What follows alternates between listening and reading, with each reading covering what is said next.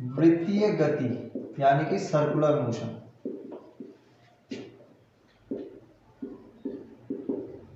अभी कोई भी जो वृत्त है वो एक बिंदुपथ होता है, यानी कि बिंदुओं का एक समूह कह सकते हैं, जो किसी निश्चित बिंदु से समान दूरी पर स्थित होता है। बिंदुपथ का मतलब बिंदुओं का रास्ता।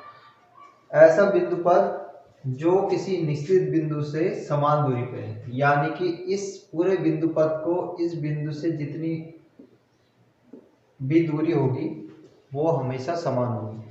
तो जो ये निश्चित बिंदु है ये कहलाता है केंद्र। इसको कहते हैं इसको कहते हैं सेंटर।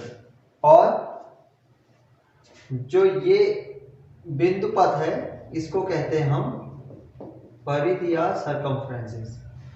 और इस दूरी को, जो निश्चित दूरी है, इसको बोलते हैं त्रिज्या। तो 3 डेफिनेशन एक साथ आ गई। वृत्त एक ऐसा बिंदुपथ है जो किसी निश्चित बिंदु से समान दूरी पर स्थित रहता है। उस निश्चित बिंदु को हम कहते हैं केंद्र और निश्चित दूरी को कहते हैं त्रिज्या। और जो बिंदुपथ है उसको हम कहते हैं परिधि। अब दूसरी बात आती है गति।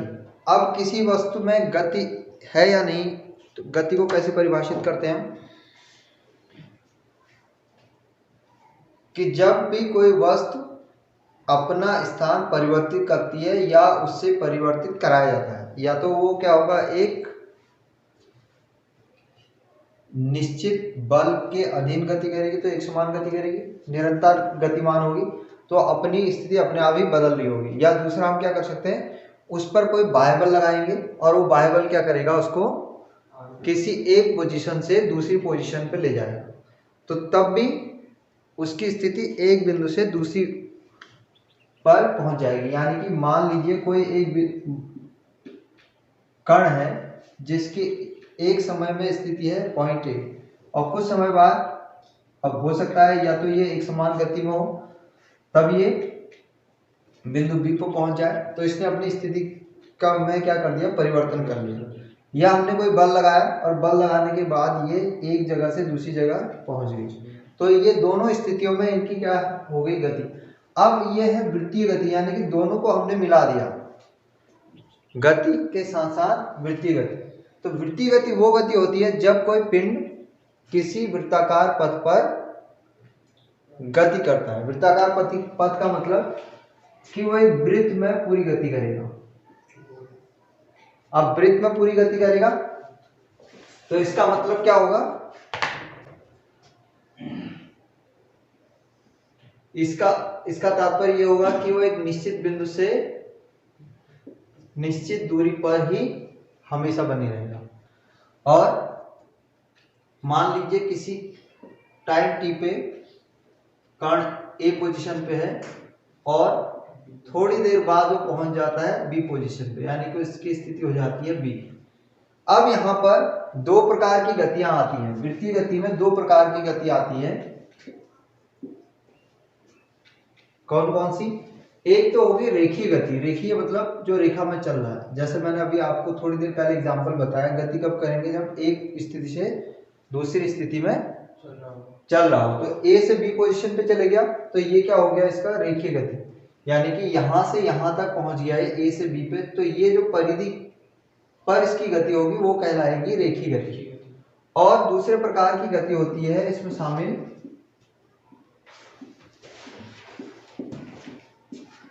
दूसरे प्रकार की गति होती है कोणीय गति। अब कोणीय गति का क्या मतलब है, जो भी बिंदु, जो भी कण यहां से चल रहा है वो उस केंद्र पर एक कोण भी बनाते हुए जा रहा है। तो ये इसकी कोणीय स्थिति कहलाएगी कि पहले अगर हम इसको 0 माने या 0 नहीं माने, हम किसी दूसरे रेफरेंस को मान लेते हैं। जैसे हम जनरली मानते हैं क्षैतिज रेखा को हम यहाँ 0 डिग्री से निरूपित करते हैं। मान लीजिए ये कुछ डिग्री पे है, मैं इसको एग्जांपल लेता हूँ कि ये 20 डिग्री पहले से ही इस पोजीशन पे है, ए पोजीशन पे, और कुछ समय बाद ये कहाँ पहुंच जाती है, ए से बी में पहुंच जाती है, यानी कि ये 110 डिग्री का कोण बना लेती है। General example. अब इसमें क्या अंतर हुआ कि जो इसकी पहले की पोजीशन थी ए और दूसरी पोजीशन थी बी, पहली पोजीशन ने क्षैतिज रेखा से 20 डिग्री का कोण बनाया था और अब जो है टी समय बाद उसने 110 का कोण बना लिया। इसका मतलब इसने कोण में भी अपना एक दूरी तय की। कितनी दूरी तय की? जो पुराना कोण था 20 का था उससे नया कोण यानी कि अंतिम कोण से जो प्रारंभिक कोण था इतना इसने दूरी तय कर ली। किसमें? कोणीय गति में। तो कितना कोण निरूपित कर बना लिया इसने? 90 डिग्री। तो अब इस तरीके से हम देख रहे हैं कि जब भी कोई कण वृत्तीय गति करता है तो वृत्ताकार पथ पर गति करने का तात्पर्य है कि वो दो प्रकार की गति कर रहा है। एक रेखीय गति, इसको कहते हैं हम लीनियर मोशन, और दूसरा आपका ये है एंगुलर मोशन, कोणीय गति। अब जनरली अगर इसकी परिभाषा कहा जाए वृत्तीय गति की, यानी कि कोई कण यदि किसी वृत्ताकार पथ पर गति कर रहा है तो उसकी गति को हम वृत्तीय गति कहते हैं। वृत्तीय गति में कोई भी कण दो प्रकार की गति करता है। एक रेखीय गति जो उस वृत्त के परिधि की ओर होगी, और दूसरी कोणीय गति जो कोई भी कण उसके केंद्र से यानी कि वृत्ताकार पथ के केंद्र से जितना कोण बनाएगा उस कोण को हम कहेंगे उसकी कोणीय गति। में मैं एक साथ लेके चलूंगा रेखीय गति और कोणीय गति को, ताकि आपको समझने में थोड़ा आसानी रहे। देखो, रेखीय गति में जब हम शुरुआत करते हैं तो सबसे पहले क्या चीज होती है? सबसे पहले जो दूरी तय की जाती है उसको कहा जाता है रेखीय गति में अगर वेक्टर के रूप में लिखा जाए तो वो कहलाएगा विस्थापन। तो सेम हमारे कोणीय गति में भी उसी प्रकार के टर्म यानी कि पद हम इसके सापेक्ष मानेंगे। जैसे विस्थापन है तो विस्थापन की जगह क्या आ जाएगा? यहाँ कोणीय विस्थापन, और यहाँ पर तो विस्थापन में अगर परिवर्तन होगा तो क्या होगा? वेग, यानी कितने समय में कितना विस्थापन तय किया गया, तो यहाँ पर उसी के सापेक्ष आएगा कोणीय वेग। अगला पद क्या आएगा? वेग में परिवर्तन होगा तो उसे हम कहते हैं त्वरण, और यहाँ पर कोणीय त्वरण। And so on. बल आता है तो यहाँ पर आप देखते हैं कि बल आघूर्ण आता है। तो ऐसे ही और पद आते रहते हैं। हमारे जो सिलेबस में है वो मुख्यतः तीन पदों पर हमने फोकस करना है: कोणीय विस्थापन, कोणीय वेग और कोणीय त्वरण। अगर मैं इनको वैसे इंग्लिश के टर्म में लिखूं तो ये है आपका डिस्प्लेसमेंट, और ये है वेलोसिटी। इससे आप कहते हैं त्वरण को कहते हैं आप एक्सीलरेशन। सेम थिंग यहां पर कहेंगे आप angular displacement, angular velocity and angular acceleration.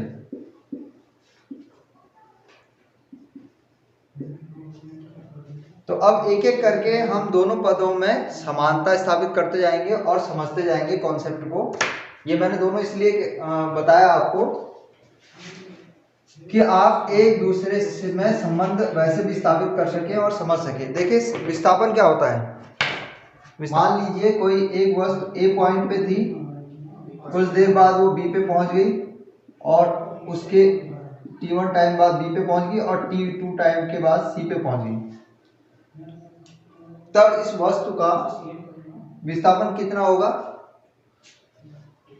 विस्थापन का मतलब होता है कि अंतिम पोजीशन से उसकी प्रारंभिक पोजीशन की दूरी कितनी है, इसको कहा जाता है विस्थापन। यानी कि अंतिम स्थिति से प्रारंभिक स्थिति की न्यूनतम दूरी। न्यूनतम का मतलब सबसे कम होगी। आप जाना तो चाहोगे, इधर से भी जा सकते हो, उधर को से भी, लेकिन जो सबसे कम होगी वो कहलाएगी विस्थापन।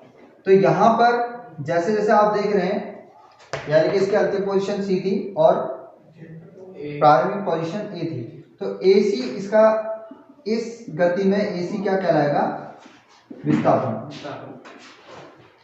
अब सेम थिंग यहां पर आप देखेंगे, यहां पर हम कोणीय गति की बात कर रहे हैं। तो अब कोई भी कण किसी वृत्त पर इस A पोजीशन से B पोजीशन पे जा रहा है, तो उसका विस्थापन क्या होगा?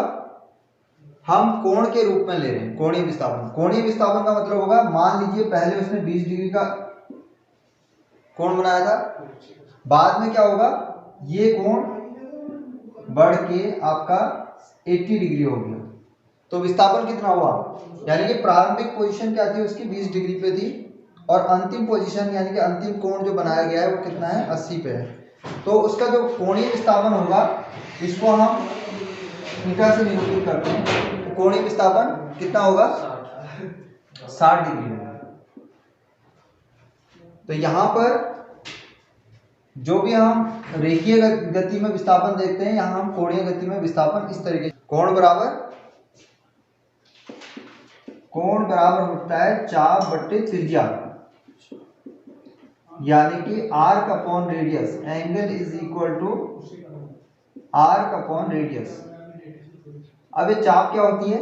चाप यानी कि ये इसने A से B तक किसी कण ने किसी t समय में A से B तक गति की, तो ये AB यानी कि जो रेखीय गति होगी या परिधि पर या सरकमफ्रेंस पे जो भी गति होगी AB, वो उसका क्या कहलाएगा? चाप। और त्रिज्या यानी कि इस स्थिति से इसके जो निश्चित बिंदु था या केंद्र तक की दूरी को हम कहेंगे त्रिज्या, इसको r। तो यहां पर हम लिख सकते हैं theta is equal to AB upon r, यानी कि r क्या है? यानी कि चाप है, और r क्या है? इसकी त्रिज्या है। तो सिंपली हम थीटा विस्थापन इस तरीके से निकाल सकते हैं, theta is equal to AB upon r, यानी कि जितना भी आपको ये दिया गया है उसकी स्थिति में परिवर्तन और r।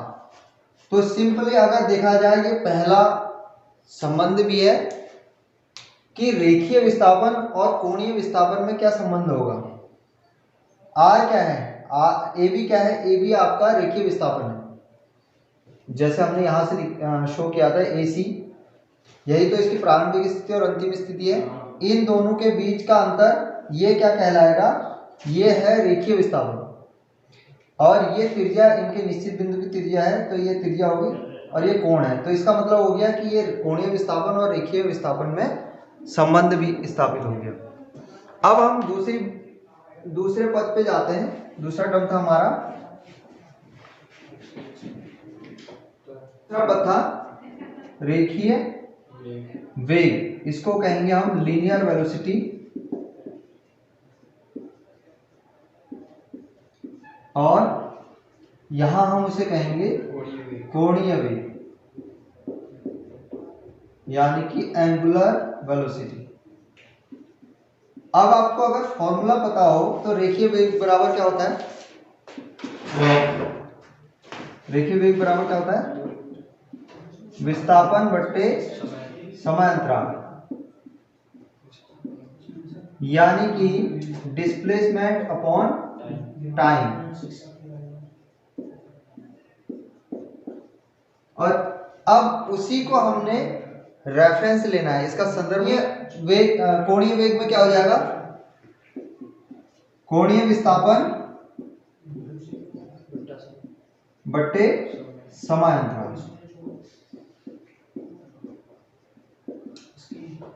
अर्थात एंगुलर डिस्प्लेसमेंट अपॉन टाइम। तो अब आप देख रहे हो ना, एंगुलर डिस्प्लेसमेंट, अभी हमने कोणीय विस्थापन की बात की, उसको हमने किससे दर्शाया था? थीटा से। और इस समय को जो उसने A से B में जाने में टाइम लगाया उसको हमने T से दर्शाया था। तो इस सिंबल को यानी कि कोणीय वेग को जो हम निरूपित करते हैं वो ओमेगा से निरूपित करते हैं।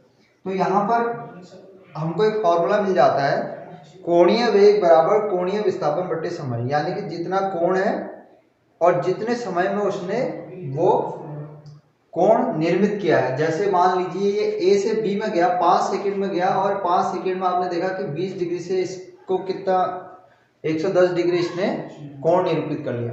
तो इसी प्रकार आप इस कैलकुलेशन से इसको निकाल सकते हैं।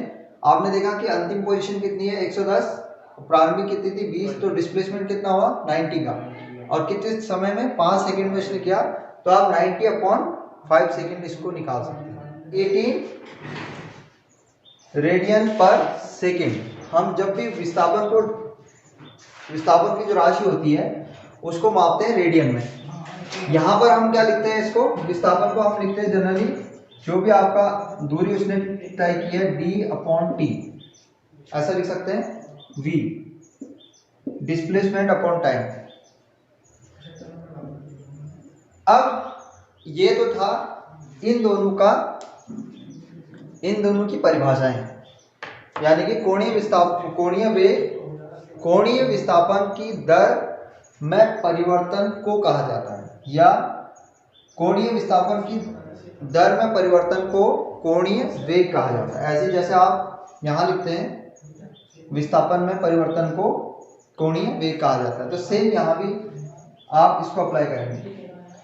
भी दर्शाया ओमेगा इक्वल टू θ/t से कितना उन्होंने कोण निर्मित किया, कितने समय में उस कण ने कोण निर्मित किया।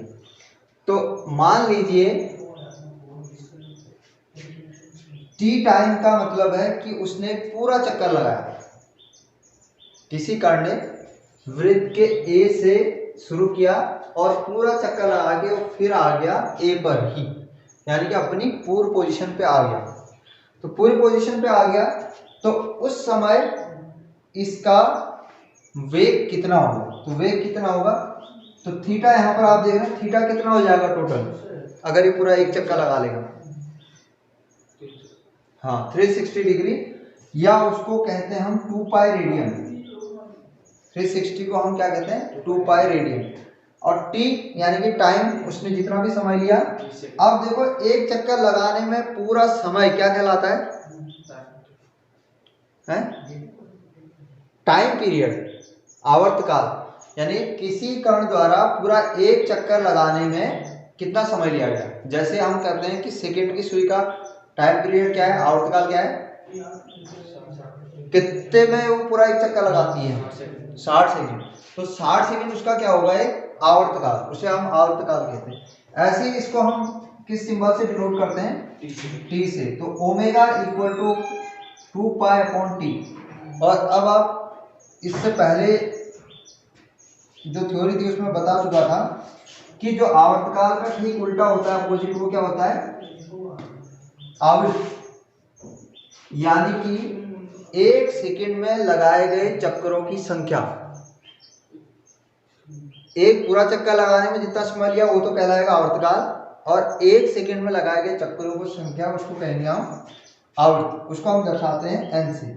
तो अब इस फॉर्मूले का आप कैसे लिख सकते हैं, ओमेगा इक्वल टू 2π, और ये 1/t है तो 1/t को ऐसे लिख सकते हैं। अब ये 1/t के सिंबल को हम क्या कहते हैं आवृत्ति n, तो ये फॉर्मूला ऐसे भी लिखा जाता है ओमेगा इक्वल टू 2πn। तो आप कहीं पर भी किसी किताब में जब फॉर्मूला देखेंगे इस प्रकार से भी लिखा होगा या इस प्रकार से भी लिखा होगा, तो आप ओमेगा को कई प्रकार से लिख सकते हैं। ओमेगा इक्वल टू 2π/t भी हो सकता है, θ/t, और ओमेगा इक्वल टू 2πn भी हो सकता है। अब इसी एक थ्योरी से आपके 3 क्वेश्चन बन सकते हैं। 3 क्वेश्चन, कई बार आपको वो कोणीय विस्थापन दे देगा और आपको निकालना है कोणीय वेग। दूसरे में क्या हो सकता है कि आपको उस पिंड का आवर्तकाल दे दिया और आपने कोणीय वेग निकालना है। और तीसरी वाली कंडीशन में क्या होगा कि आपको आवृत्ति दे दी है, बाकी तो कांस्टेंट है 2 और पाई, 2 का मान आप रख सकते हैं और पाई का मान आप रख सकते हैं। तो इस प्रकार आपको ओमेगा मिल जाएगा। अब इन दोनों में रिलेशन, रेखीय वेग को हम कैसे लिखते हैं, v equal to displacement upon time, S upon T तो लिखते हैं, डिस्प्लेसमेंट यानी कि ये कितना इसने दूरी तय की, और टाइम। अब ओमेगा क्या है θ/t, यानी कि कितना कोण इतने t समय में उस पिंड ने a से b जाने में निर्मित किया। जैसे इसमें हम इसको सिंपली थीटा लिख देते हैं।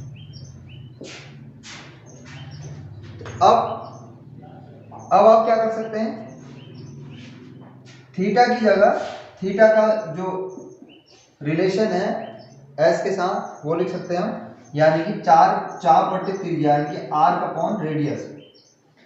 अब आर्क अपॉन रेडियस, इसके लिए अगर ये कोण थीटा है तो आर्क कितनी होगी, चाप कितना होगा, एस, यही तो होगा। अगर ये कोण थीटा है इसका चाप कितना होगा, एस, तो ये हो जाएगा एस अपॉन आर। तो थीटा इज इक्वल टू हो जाएगा एस अपॉन आर। अब इसी फॉर्मूले में आपने थीटा इक्वल क्या लिखना है, एस अपॉन आर। तो इस वैल्यू को रखेंगे तो ओमेगा का मान कितना आ जाएगा, omega is equal to, theta की जगह हमने एस अपॉन आर रखा, यानी कि एस अपॉन आर, और नीचे क्या है, टी, तो यहाँ ऐसे आ जाएगा टी। और इजीली तरीके से लिख देता हूँ, ओमेगा इक्वल टू थीटा की जगह आपने लिखा एस अपॉन आर, चाप बटे त्रिज्या अपॉन टी, तो ये नीचे चले जाएगा, तो एस अपॉन आर टी ऐसा हो जाएगा। अब आप क्या कर सकते हैं, एस और टी को एक साथ लिख सकते हैं, ये हो जाएगा 1 upon R S upon T, तो ये ओमेगा हो जाएगा। अब एस अपॉन टी क्या है आपका, डिस्प्लेसमेंट अपॉन टाइम, ये क्या है, वेलोसिटी। तो हम इसको क्या कर सकते हैं, v से निरूपित कर सकते हैं, तो omega is equal to 1 upon R into V. तो अब ये हो जाएगा omega is equal to V upon R, या इसको सिंपली कई बार लिखा जा सकता है, अगर आर को मैं राइट हैंड साइड से लेफ्ट हैंड साइड लेके जाऊंगा तो वी इक्वल टू हो जाएगा आर ओमेगा। तो ये है relation between v and omega, यानी कि लीनियर वेलोसिटी और एंगुलर है, कोणीय त्वरण, एंगुलर एक्सीलरेशन। इसको जानने से पहले आपको रेखीय त्वरण के बारे में पता होगा, यानी कि लीनियर एक्सीलरेशन।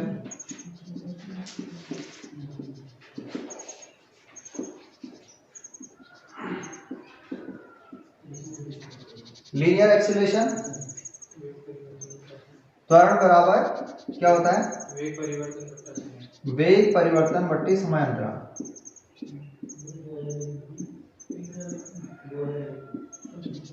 यानी कि change in velocity upon time.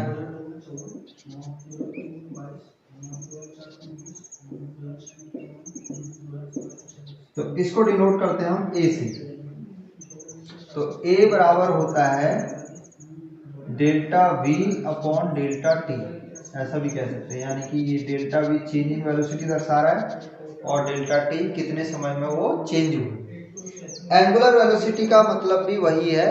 अगर इसकी परिभाषा देखा जाए तो परिभाषा के अनुसार जैसी इसकी परिभाषा है उसी प्रकार से हम कोणीय त्वरण की भी परिभाषा लिख सकते हैं। जैसे इसमें क्या है कि रेखीय वेग परिवर्तन की दर को त्वरण कहा जाता है, सेम ऐसे ही आप इस कोणीय त्वरण के बारे में लिख सकते हैं। इसको अल्फा से डिनोट किया जाता है, यानी कि कोणीय वेग परिवर्तन की दर को कोणीय त्वरण कहा जाता है। यहाँ मैंने डी ओमेगा डी टी, इसको अगर आपको समझ में नहीं आ रहा है तो इसको आप simply delta omega delta T से भी डिनोट कर सकते हो। डेल्टा का मतलब भी वही है जो यहाँ डेल्टा वी का मतलब। डेल्टा वी का मतलब कि वेग में कितना परिवर्तन हुआ, यहाँ कोणीय वेग में कितना परिवर्तन हुआ, यानी कि कोणीय वेग में परिवर्तन बटे समयांतराल।